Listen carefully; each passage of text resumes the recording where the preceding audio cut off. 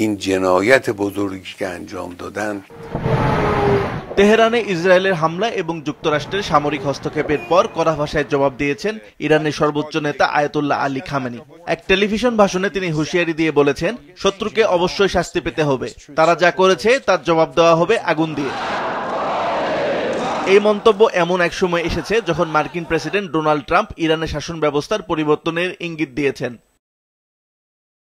Pentagon ইরানের 3 পারমাণবিক স্থাপনায় সামরিক অভিযানের বিস্তারিত জানিয়েছে। Last night on the president's orders, U.S. Central Command, under the command of General Eric Kurilla, executed Operation Midnight Hammer. অভিযানে যুক্তরাষ্ট্রের 14টি বাংকার ব্লাস্টার, বোমা ও 75টিরও বেশি ক্ষেপণাস্ত্র ব্যবহার করা হয়েছে। হামলায় ব্যবহৃত হয়েছে B-2 স্টেলথ বোমারু বিমান। হামলার আগে বিভ্রান্তি সৃষ্টি করতে যুক্তরাষ্ট্র কিছু বিমানকে প্রশান্ত মহাসাগরের দিকে পাঠায়। মূল আক্রমণকারী বিমানগুলো পূর্ব দিক দিয়ে ইরানে পৌঁছায়। হামলার আগে 4র্থ ও 5ম প্রজন্মের মার্কিন ফাইটার জেট ইরানের আকাশ প্রতিরক্ষা ব্যবস্থা দুর্বল করে দেয়। ইরানের এক রাজনৈতিক রাষ্ট্রীয় টেলিভিশনে জানান, হামলার কিছু আগে পারমাণবিক স্থাপনাগুলো খালি করা হয়েছিল, ফলে বড় ধরনের ক্ষয়ক্ষতি হয়নি।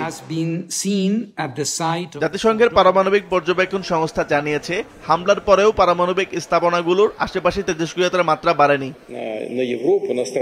রাশিয়ার প্রেসিডেন্ট ভ্লাদিমির পুতিন বলেছেন, দেশটি সংঘাতে সামরিকভাবে জড়াবে না, কারণ রাশিয়া ইউক্রেনে নিজের সামরিক অভিযানে ব্যস্ত। তিনি আরও জানান, এই সংঘাতের কোনো সামরিক সমাধান নেই। এদিকে ব্রিটিশ প্রধানমন্ত্রী কিয়ার স্টারমার মার্কিন প্রেসিডেন্ট ডোনাল্ড ট্রাম্পের সাথে টেলিফোন আলোচনায় ইরানকে পারমাণবিক অস্ত্রের মালিক হতে না দেওয়ার বিষয়ে একমত হয়েছেন।